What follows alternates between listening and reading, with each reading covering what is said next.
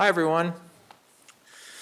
Thank you for coming to the Fall 2021 Barbara and David Zalaznick reading series. I want to thank our donors, Barbara and David Zalaznick, for endowing the series, and my fellow faculty members for inviting our readers, and our staff, particularly Lynn Lauper and Aurora Ricardo, who I think, oh yeah, they're out there checking IDs for this exclusive event, for their tireless work organizing these events. I also want to remind us all that Cornell University is located on the traditional homelands of the Cayuga Nation. The Cayuga are members of the Haudenosaunee Confederacy, an alliance of 6 sovereign nations with a historic and contemporary presence on this land. The Confederacy precedes the establishment of Cornell University, New York State, and the United States of America. We acknowledge the painful history of Cayuga dispossession and honor the ongoing connection of Cayuga people, past and present, to these lands and waters. This is the second of the 3 events in the fall series, or no, I think there's a 4th, right? The foreign reading is a 4th. The next reading will be next week, same time as this one, from fiction writer Angie Cruz. Check out our website for more event dates and details, and sign up if you'd like to be added to the mailing list. Please remember, an indoor mask mandate remains in effect in Cornell's indoor spaces, and I urge you to be conscientious about social distancing, especially with our honored guest. And of course, as usual, please turn off or silence your cell phones or other devices. There'll be Q&A at the end of the reading, and you can buy Ed's books right here, thanks to Buffalo Street Books, when the event is over, and there'll be a book signing up in the lounge, room 258 on the 2nd floor of Goldman Smith. So, I'm delighted to be able to introduce my friend Ed Skoog, who's among my favorite writers in any genre. Ed is the author of 4 books of poems, most recently Travelers Leaving for the City. His work has appeared in The New Yorker, Harper's, The New Republic, and elsewhere, and he lives in Portland, Oregon. If you know Ed personally, you know a man who is happy to talk to almost anyone about almost anything. And even if you're thoroughly awful, he'll be glad to have had the experience of meeting you. He can find something to love, or at least to take note of, anywhere he goes. One of my favorite things to do in life is to visit a secondhand store with Ed, or wander aimlessly together through an unfamiliar part of town, to see the world through Ed's eyes, to notice what he notices. His eye for detail, ear for language, and a heart that is large enough to contain the whole world. These are the things that make Ed's poems so extraordinary. In his art, as in life, he can make new something that you thought you knew well, and he can make familiar something you would otherwise have ignored. The best literature, I think, sees, hears, and feels what you cannot, and it lets you borrow the writer's mind and sensibility. A great poem or story doesn't feel like it's on the page, but rather somewhere inside your own head. That's what Ed's poetry does.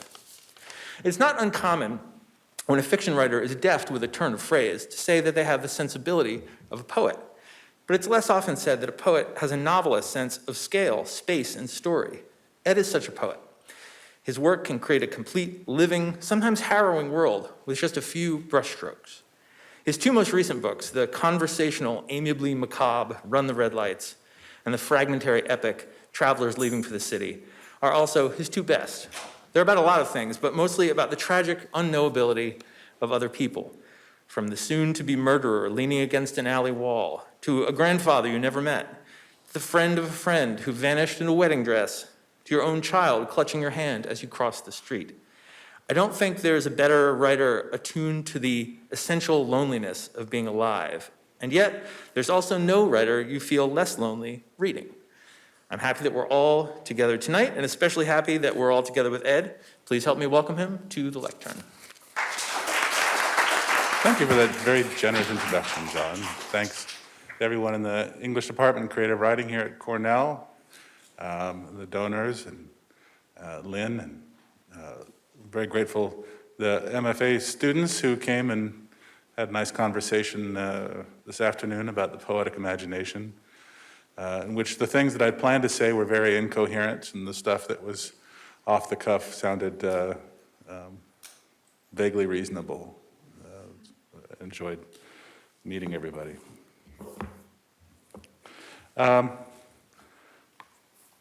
Read from the books.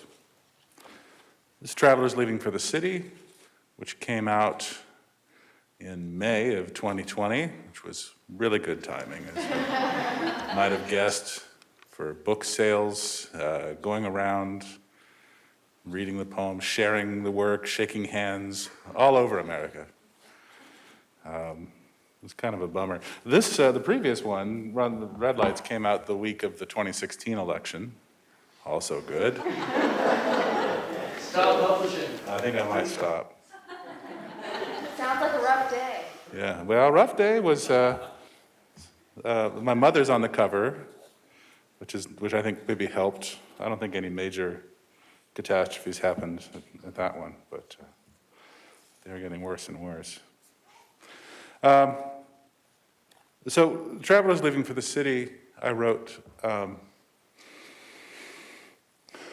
this afternoon we were talking about a line from Robert Duncan, that I don't use language, I cooperate with it.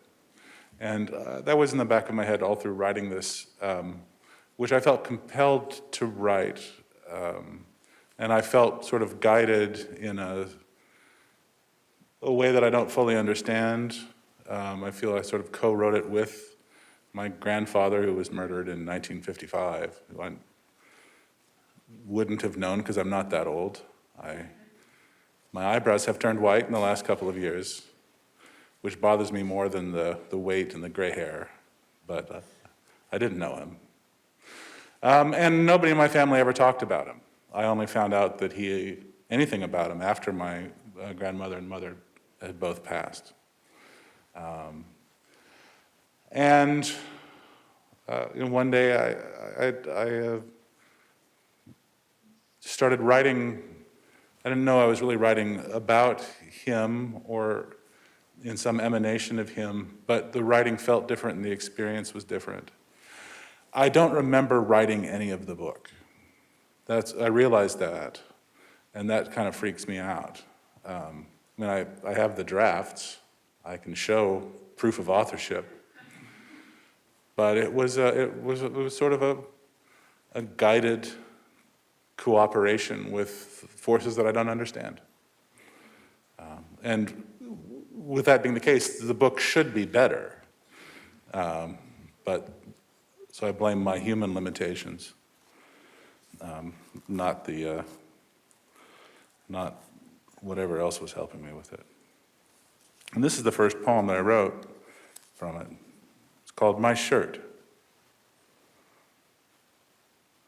I grabbed the shirt off the hook on my way out into the night and bore it past the cathedral where a wedding was being swept up and offered it to the man falling asleep against the embankment.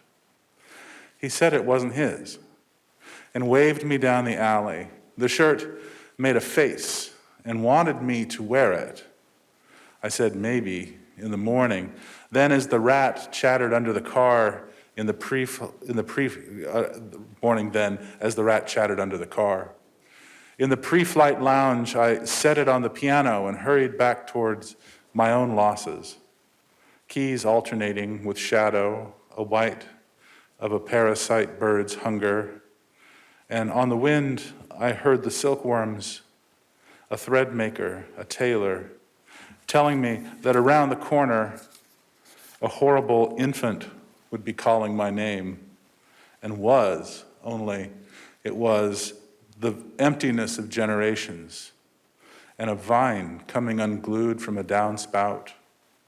So I had to remember suddenly the password that lets and lets and lets until there is no more permission, silhouette, imprecisely bless each footstep with light rain. Travelers leaving for the city. Where does starting happen at? Before unbeginning scroll, before the set of disagreements, language of the shootout, which is language's unscrolling. Nothing specifically human about the heartbeat, a crumbling wall.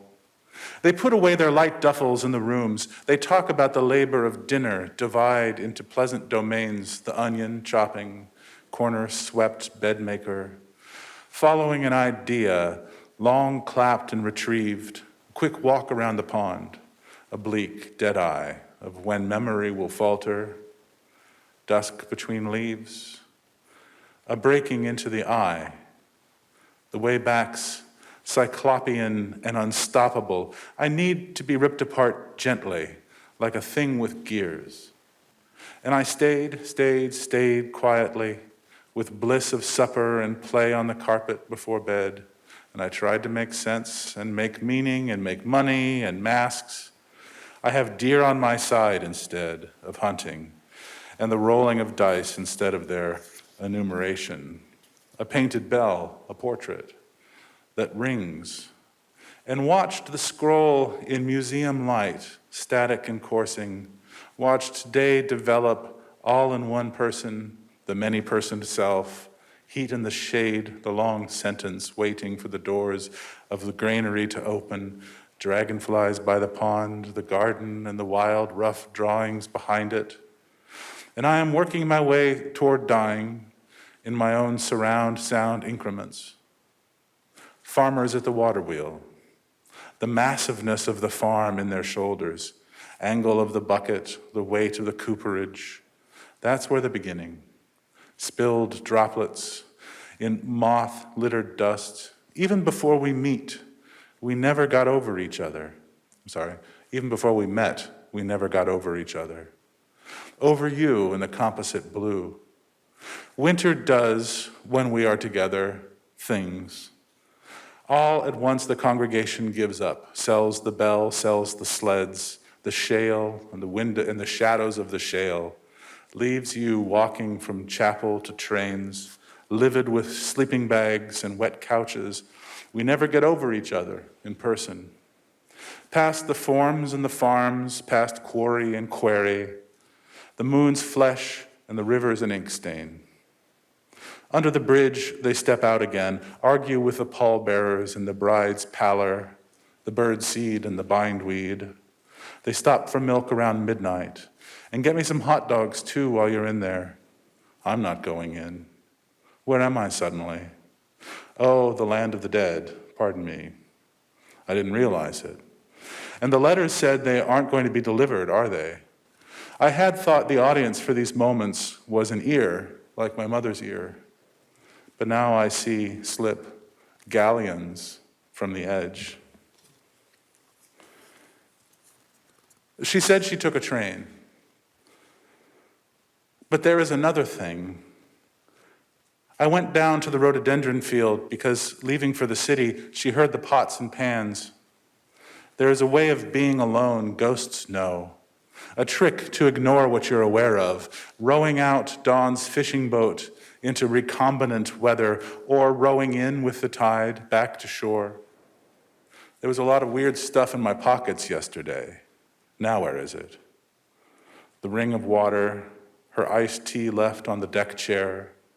She said she took a train. I suppose she did.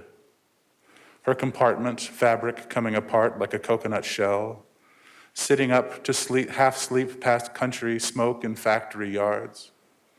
She moves through city toward him like a product sent away for, its weight side shifting in the hold. She took a cloud, I suppose. I took cloudiness, and fix up my own apartment with borrowed money, break toy box into liquor cabinet, crack sunlight, and you'll come over and drink steeped tea in soft chairs while tallow burns a kitchen window to frame approaches, and midway through, sleep, hear the mouse addressing itself to doorway.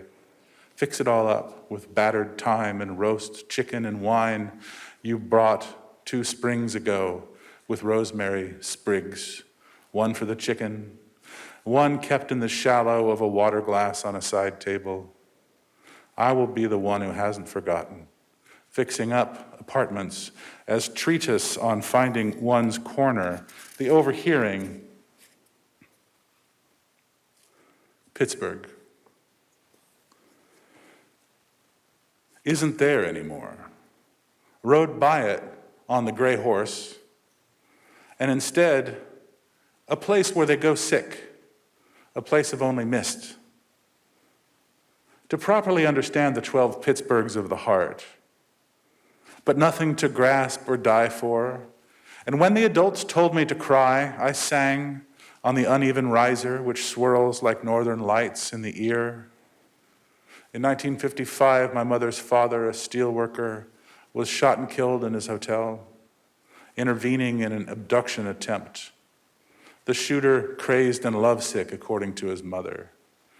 My mother only met her father a few times, the last time shortly before the murder. She said she took a train to get there. In the testimony of another tenant, his face, after he staggered out of the apartment, burned an iron color. He fell into her arms. I was holding him, trying to help, she said, but he was dead. The kidnapper escaped with his ex, and they drove the outskirts of Pittsburgh, Torrentium, Aspinwall, Turtle Creek, all night, before she talked him into turning himself at dawn.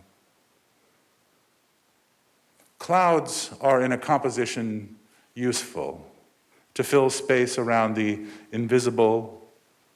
In moonlight, the murderer and the owl who buries and the bull who rings drove rural Allegheny County, stopped at midnight for hot dogs and milk, according to the transcript of the trial, heard the luminous processes of the dashboard.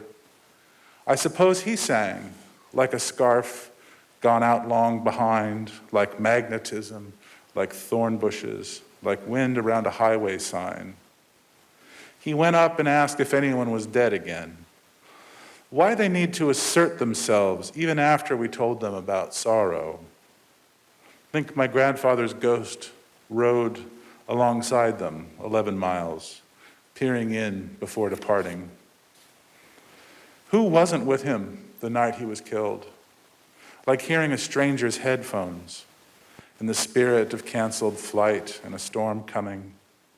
She missed the beard he was growing. We put our gods in clouds. We hide in clouds. Torrentium. Then the mouse who ate the moon left the cheese, who was so alone it made a movie about loneliness. Oh, lost again, on earth in hallways where repeating doors never close, my eyes, forever waking in sheets and in bare feet, feel my way along the wallpaper to porcelain bath, green soap, a curved story that brings me back to mattress. When I wake, stretch. My mother was born in Torrentium. Elephants invaded at Torrentium. Horace wrote about Torrentium. Encountering it, I miss the train over and over. I'm trying to keep my appointment, but get lost on the vine in the giant's cloud, a vast pneumonia. Of course, the vine wanted to grow there, to suspend between two fires, a trembling thread which, when struck, shudders with vision. I reach with you into Torrentium, where once nothing lived, an ambiance congealed, Brussels sprouts rot in the calendar, asparagus rises early, late summer we smell the olive groves. Before we see them, a splendor that predates memory. Even in date groves where palms in estrangement tower over us, we may feel the vegetable pull in each sense. You can live, if you wish, in Torrentium. Torrentium is also called Toronto, T-A-R. I rise earlier than my hosts, set out exploratory for their neighborhood, but the block hath no endage.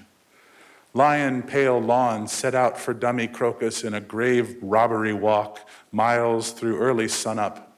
The residents still in nights pull over. It is as though I am not anywhere, the regressive wind through finger-bone branches. Although no tarantula lives near Toronto, the tarantella was first danced in Toronto. To diffuse the poison, so if you're bitten around Toronto, know it's where the family's from of Quentin Tarantino, if you know movies, if you duck into the movies, on cold weekends, on other walks, other times through sub-zero streets of Mankato, a town I don't know. Even the bars I duck into are unfamiliar. And down the river, it's the color of a banker's shoe, always carrying a little life, a little death. But I also see a chain link fence reflected in a puddle, other puddle reflections, places where puddles dry up in stages.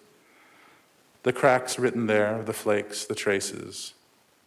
It is as though someone took a rock and smashed the back window of the moment, the way Donovan and I shot out the back window of a police car with a BB gun. What was I keeping there for later? Some of you, already dead, have known more than the sash cord, which I know is tied behind the panel to a significant weight. In older homes, the cord becomes specter thin and breaks. Few people know how easy it is to slip screwdriver into wood to open the side door and slip new cord through, tie like a fishhook. My cold, numb fingers try to knot the shores of Duck Lake in onrushing snow, seal it up like a mausoleum. But what has really been pawing at me, like a neglected companion, is the concealed heaviness behind the simplest surfaces. How most of the time I have no idea how to begin repair. People are blown away in movies. Torrentium, none of us is long here, but most will make it through tonight, where the constellation is that I'm looking up at from the yard. Orion, probably, his molossus belt. My grandfather was blown away, became one more unmoored figure in the fading star map that spreads over my city in power blackouts. Looking up, I tell my son he should see the very old things in the sky. Let's go inside, he says. But stay in the front window where I can see you. For now, that's where we are. On either side of the house is plate glass cataract, the windows sliding up, sliding down, while the weight does invisible work in lamplight, in starlight. Imagine one another. No leaves where my grandfather's body was remanded blow away. Military cemetery in Pittsburgh, haven't been. All memory of him, except this poem, is blown away.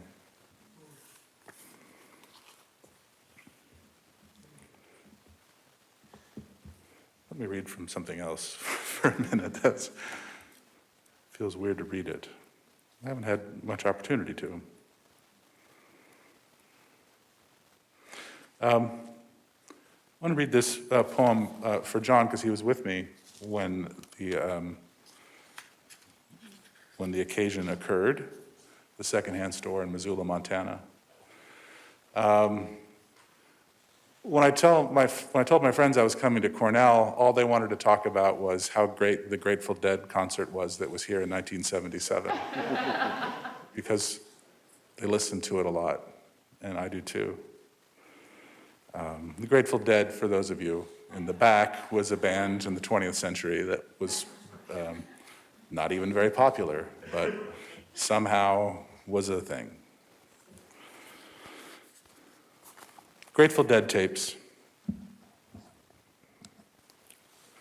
Even though we've already been dead, when I find 2 trays of Grateful Dead tapes in a Missoula secondhand store, I too feel bound in the stasis of cassette, plastic cases scarred and cracked like old scuba goggles. Some retain the delicate peg that lets the door swing open. Some have broken, maybe from a fall when someone slid too fast the van door open in a hot parking lot. Could be no tragedy made the tapes secondhand greater than a lost interest. Used to listen to them, the owner might say, the way you adjust to walking past a grave. I love him or her who curated these happenings. Although the Dead's not really my bag, I follow other melodies and injured visions, draw my cider from another press, a cooler lava. I saw them once, 95, in RFK, with my friend Jax. It was terrible. A lot of 20th century business coming due at once. Bob Dylan opened unintelligible and sleepy, as if reaching from the frost to make known, in life I was Bob Dylan. The Dead would play 5 more shows, Auburn Hills, Pittsburgh, Noblesville, Maryland Heights, Chicago, and then done. Those last shows, autobiographies of indulgence. Lightning struck a branch. We left early. Tapers, people who make the tapes, record these things. Tapers caught every note of the show. You can hear it forever at archive.org.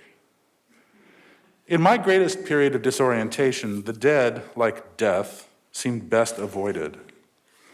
Yet I was the sort who might admit a simplifying affection like the dead.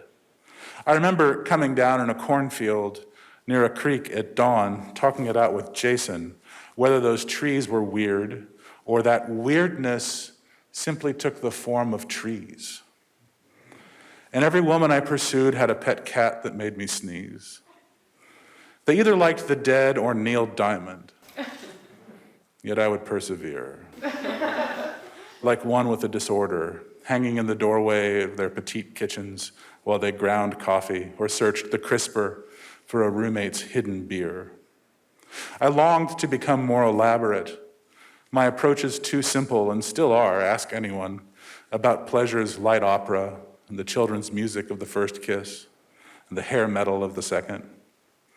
And now I play the dead around the house. It's children's music. We play operettas, Pinafore, Penzance, for the same reasons, because they are kind and almost meaningless. I make few claims. What lasts is awkward chance, like this thrift store wrench anthologized on a pegboard, or smudges on a yellow phone. I'm not buying the tapes today. The price isn't marked and the clerk's busy. I keep what marriage and child need. A few books, held back objects, metal or paper, letters from old loves. Because letters are antique, and for the limestone antiquity of those affections. Let me read one more from this. This is the title poem from this, Run the Red Lights, which were the last words of Alex Chilton, who was the best rock and roll person ever. Sang The Letter for the Box Tops when he was 16. But then more importantly, was one of the three members of the band Big Star, a cult favorite from the early 70s, and then had a solo career. And what was the Panther Burns was another band, and he produced a couple Cramps albums. He was all over the place. Right. Anyway, those are his last words. That's as the poem will tell you. Run the red lights. When my mother sent me for cigarettes, I'd buy a candy bar too, sign her name to the book and walk out with the green and white carton, Virginia Slims 100s. Under my arm, the chocolate already gone. Sugar, my God. Like newspaper cartoon panels spread out on the kitchen table where I'd pretend to smoke, imitating her. After the corner store closed, we made our groceries at Dillon's, joined the impersonal. A villain snatched her purse there when I was away at college, and on the phone she told me excitedly how Topeka police chased the culprit, and she named each street, each intersection and landmark, the whole adventure playing out just for her. I'm grateful now to the sedentary house, although I've grown as large on candy as John Candy. My older brothers left home, and our meals stayed the same, a skillet high with beef stroganoff, pot roast in broth, chili con carne, cheese sandwiches with mayo, flocks of fried chicken. Then the whole house went on a diet of cold tofu cubes and a broken disc of lemon in a water glass, cottage cheese measured out onto lettuce, and then back to London broil the next night. No questions asked. Lovely. We were emotions without form.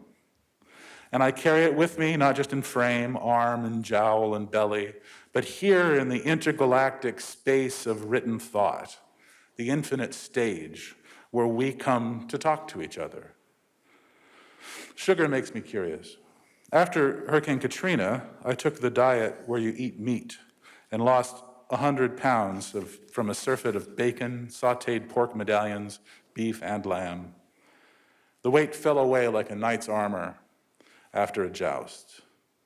I bought shirts at a regular store. I played softball and ran bases, bounded them as if on a new, more forgiving planet. And I went crazy and evened out, broke down again, inconsolable at the finale of 6 Feet Under. Tears for my mother, postponed and more torrented for the delay. Opening the book of grief requires you read all the way to the end every time. Driving to work, I stopped bewildered at a gas station, paid cash for 2 Snickers that provided more salvation than I have ever known from the acres of religion. I write about the West and South and home, their tenderness and trouble and the weird spirits that break the best days. Still, I find myself down by the river at twilight. On the bridge, deliberate seeming people walk by like victorious aliens, past the consequential palaces lit as before, their faces turning in their rotisseries. In profile, my mother looked like Alex Chilton, lead singer of the Box Tops, and then big star. I used to see Chilton around New Orleans, in line at the grocery store, walking down Esplanade.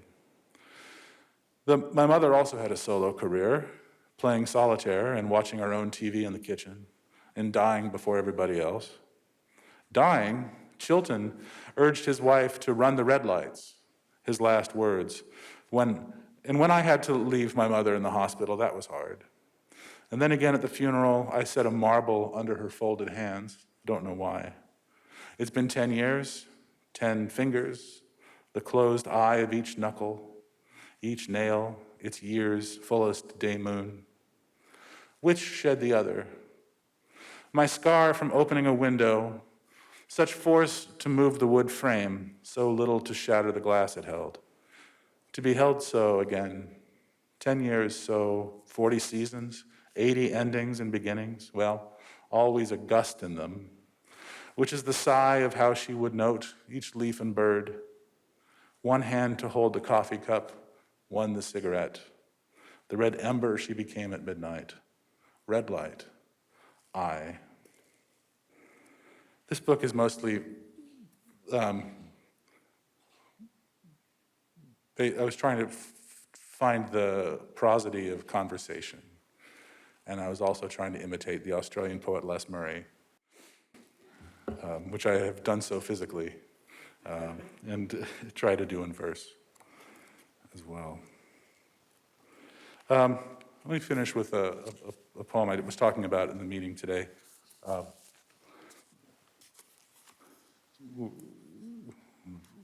So again, responding to Robert Duncan's, another thing Robert Duncan said in his argument with Denise Levertov, that the job of the poet is not to oppose evil, but to imagine it. I don't agree with him. I think it's our job, I think it's everybody's job to oppose evil. But I'm intrigued by what he has to say about imagining it, and the power of imagining it.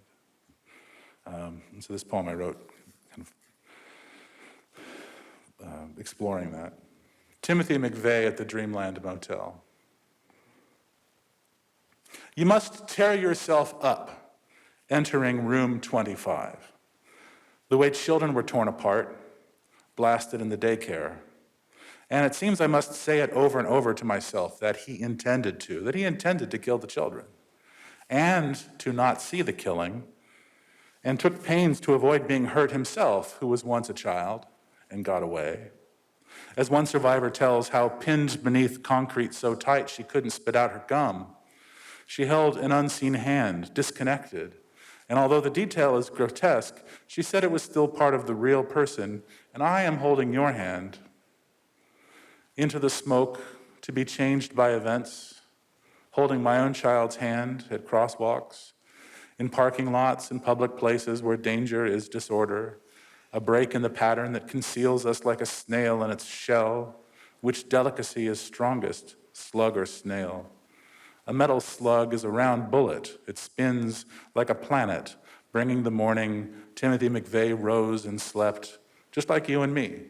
And if there is a soul, had a soul. And if there is no soul, had no soul. And so it is with you, who doesn't want to read or hear about Timothy McVeigh any more than I want to write about him. But here he is, striding toward the getaway car the moment there is a blast. And don't you feel the waves pushed at you in that sunlight, how it cleaved the day? He got only so far without license plates, pulled over for the infraction and caught. When enthusiasts talk about freedom of the road, that distance is part of it. The highway miles he was nobody. like the midnight roads the murderer of my grandfather rode before turning himself in to the police.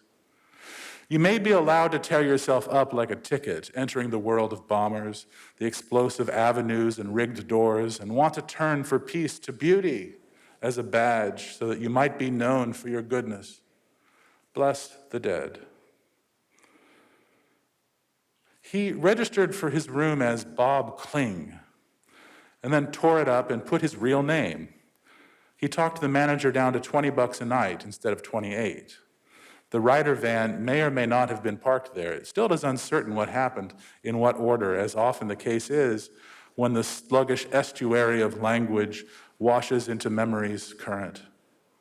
My real name is Ed Skoog, but I dreamed another name, which is a window with a window inside it, and a ladder and a ball, and two arms reaching. And because I drew it once and tore it up and threw it in the fire, I tear myself up when entering a room with a poem in it, because a poem is meaning. And whenever you pay your $20 and step into the 25th room, there is a poem on the table, which is too horrible to read, and you read it. The 168 names, the words for their lives. I've seen them, their photos in a grid, but in the room, I lie down on the carpet and dream them also. They are dreaming and wake up, shower their bodies with certain traditions, say, are just the vessels for the soul. And they brush their teeth with assorted toothbrush styles, the toothpaste brands they have come to prefer. They shave, they comb, they protest the comb. They go downstairs and have breakfast. They run to the bus without breakfast. Their lunches are packed. They are planning to go to lunch. They are government workers. They work for the government. They are the children of workers. The children are learning new words each day.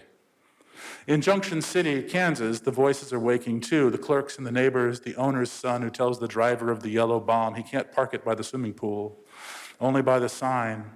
The taxi driver who said he didn't give him a ride and then, okay, he did give him a ride. The bomber peeled back the plastic of his ID and burned the paper, and the next day showed it to arresting officers. He ate a fruit pie. He is throwing the wrapper straight on the ground. They are weighing buckets of nitromethane on a bathroom scale out by the lake. They are slitting open the ammonium nitrate. They are pouring fuel into barrels. I am mixing the racing fuel. I am mixing the white fertilizer pellets, turning bright pink, and I seal them up. I affix the blasting cap, connect the long fuse. I do this every day. I wash my face. I brush my teeth. I wash my hair with anti-dandruff shampoo. I cleanse myself before stepping into day and coax my son down to breakfast. I am pouring cereal. I am pouring milk. We talk about what dreams we had. The Dreamland Motel has been raised, its iconic sign installed at the museum in Oklahoma City, brought inside to light a room with its neon star, its Vegas lettering. The movable letters read, "Welcome." The bombing fell at Easter. McVeigh was executed a little after Lent, a different Lent, with intravenous drugs, and then one part became president, and won the fight against it. The same as Day, which covers the memorial, bloodless and bowed. It was bullshit that drove him to do it. And the same nobility he claimed to feel is inside the language now that I am using. This sentence has a fuse. You must tear up a poem that you enter, and the sound of the tearing rhymes with allowance and defeat. He had a poem read at his killing, one that has given comfort to many. He was comforted by a poem. Torn and burned, drowned, thrown far, the bombing victims worked for the government of the United States. They died working for it. And now, a day's half the time, I want to give up and say the deal's off. The thick mire slogged to be is too slabbed to brain. Asleep in room 25. The highway loud and the bombing practice at the fort nearby, tender and lullaby thunder. The pillow thin, in spring's menthol drifts in the open window, prairie insects lagging the screen, lacewing, blister beetle, medicine moth, flesh fly, bombardier beetle, and the false bombardier beetle, which has no bomb. And when I wake, I may still be there, the terrible truck outside, and even then, and this is what Facing the Ghost tells the dreamer, what the false bomber sings to its cousin, I may walk into the hour keyless, into the last minute, may step toward the beautiful cowardices of love. Thank you.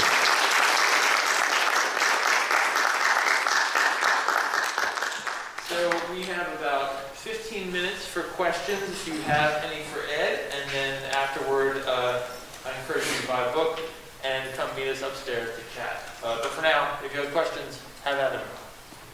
He's full of answers. I like these flowers. Does anybody have any questions about what I read or what I do in my day job as shipping, and inventory manager for a hard-to-find bolt and rivet company? Does anybody need a non-zinc, non-metric slotted head screw or some lag bolts? I could arrange that for you. Maybe for my shower. Hmm? I said maybe for my shower. Yeah? It's brilliant. Well, you need some quarter-inch lag bolts, probably. I need my window recorded, and it sounded like you had good advice about that. It's easy to do. It's actually very easy to repair a sash cord. It's a kind of a beautiful thing. There's a hidden door in the side of the window frame.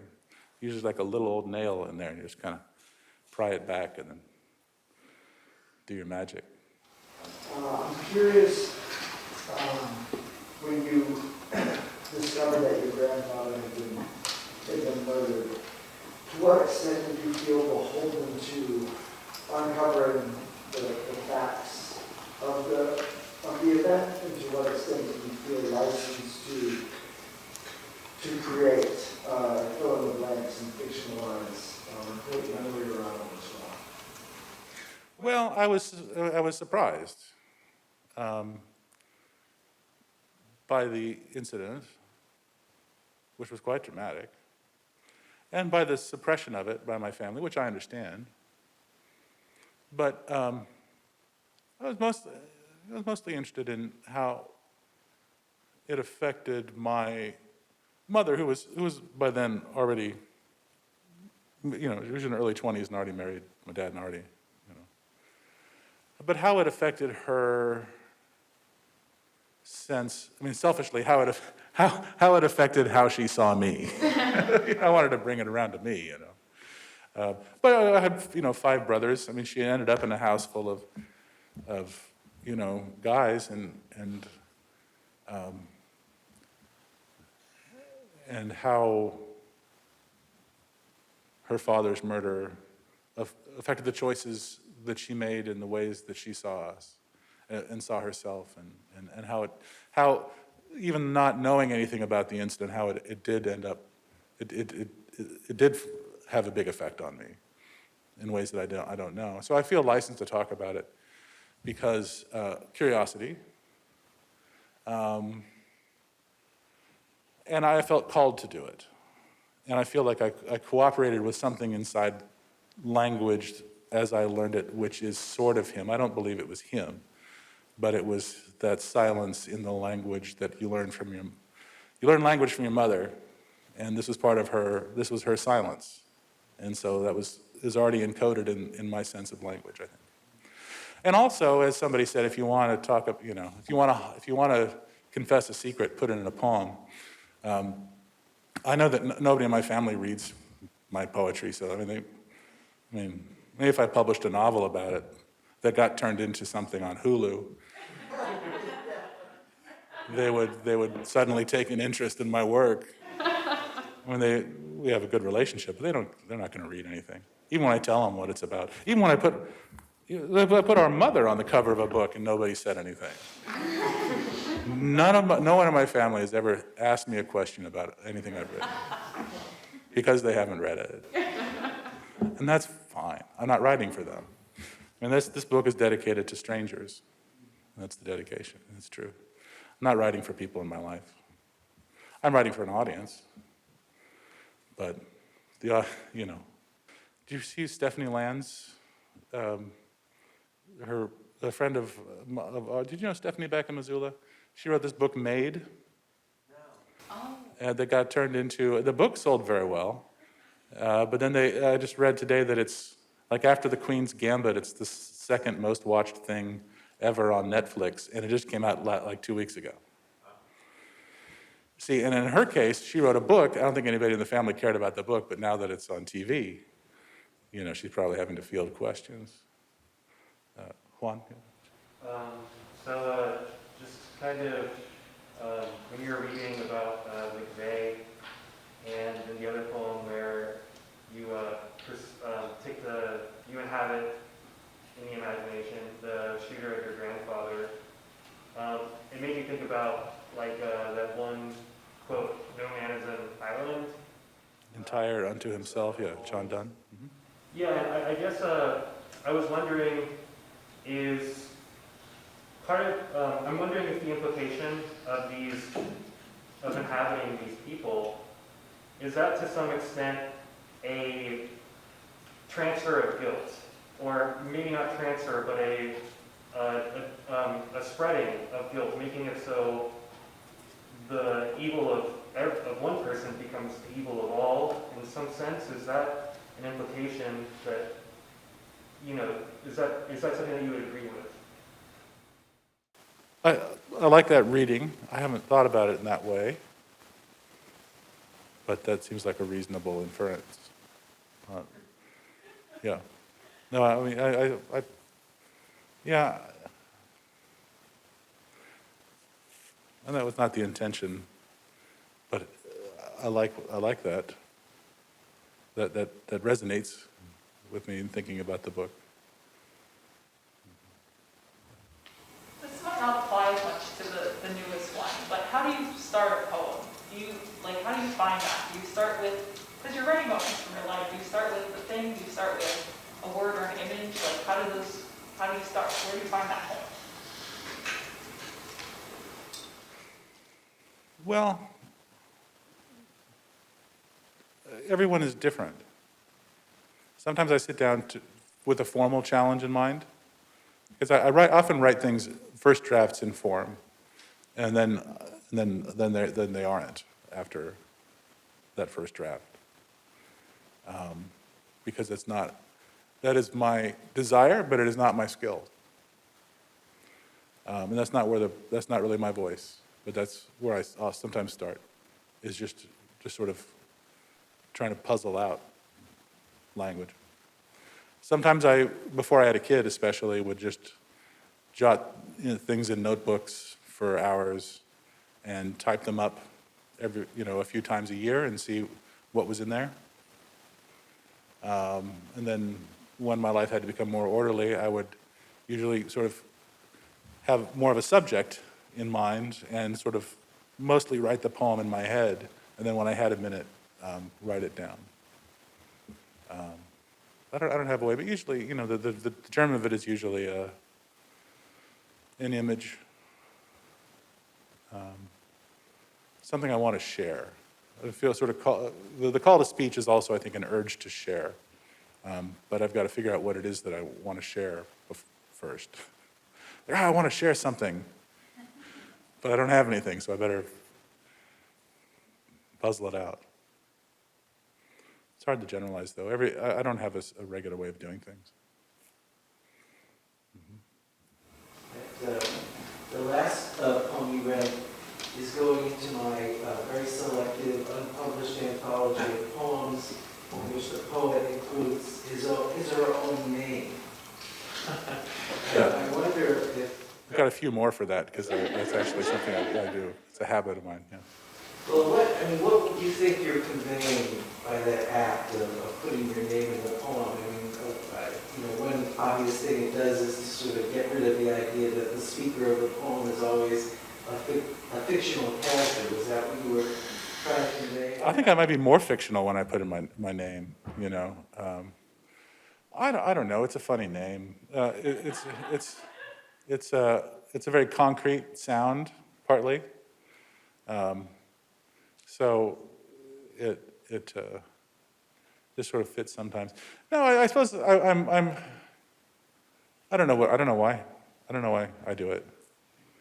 I find it very interesting that in the drafts of the James Wright poem At the Executed Murderer's Grave, if you know that poem, very fine poem, that he drafted and published it a few times before sort of the final draft. And it was sort of a signal poem for him, and sort of a poem marking kind of a period, a moment of change in poetics and approach. And the first line of which is, "My name is James A. Wright and I was born." That's on like the 30th draft. You know, that's sort of how he's sort of throwing up his hands. I think that's something I'm doing with it. I'm sort of, when I do that, I'm sort of throwing up my hands at the poet pose. I think one of the things I'm saying there is I'm not a poet, I'm a person. Right? And I like that in poems, the sort of, the moment in a poem where it's like, oh, see this pretty thing that I made, this poem, and then you kind of, you know, throw it away and say, now that I have your attention, let me step forward as a person, and let's talk as a person, and drop that pose. I think that may be part of my ambition with doing that. I'm curious about if your relationship to revision changes when you don't remember your first draft, or writing your first draft, or if that material feels, precious is the wrong word, but endowed differently than it would be if it were something that you were coming up with out of a prompt version. Well, I mean, when I say that I don't remember writing it, I also don't remember revising it. I revised it. I'll pour a gallon of ink on a poem, you know, over a year. So I wrote it and revised it, you know, over several years of writing it, and I really don't remember it. Does the forgetting continue with reading? So when you go to, I know you say you haven't had a chance to read a lot of it, but when you go and read the poem to a new audience, is this kind of, you encounter, does it happen every time, or now do you have? It's strange to read from it. It feels different than reading other poems. Yeah. Which in a sense kind of like replicates and mirrors what you are trying to write about, right? This thing that has been repressed or covered up or suppressed, that you, as you said, it's also in you because it's how you learn the language, right? Yeah, that's how I felt tonight, but I haven't read from it very much. I suppose if I read a lot from it, I might, you know, I might find some distance from it, but yeah, it's you know, I also play music, and sometimes it's, you're just sort of playing an instrument, and sometimes it's a very moving experience to play music, and I had never really found that feeling in poetry until this fourth book. Very interesting. Like it's like an art form that is a piece of art that's kind of collaborating with you, but also insisting on its own autonomy, right? Like resisting. Insisting on its own economy. I like that. Yeah. Okay. Thank you very much. I'm very honored to be here.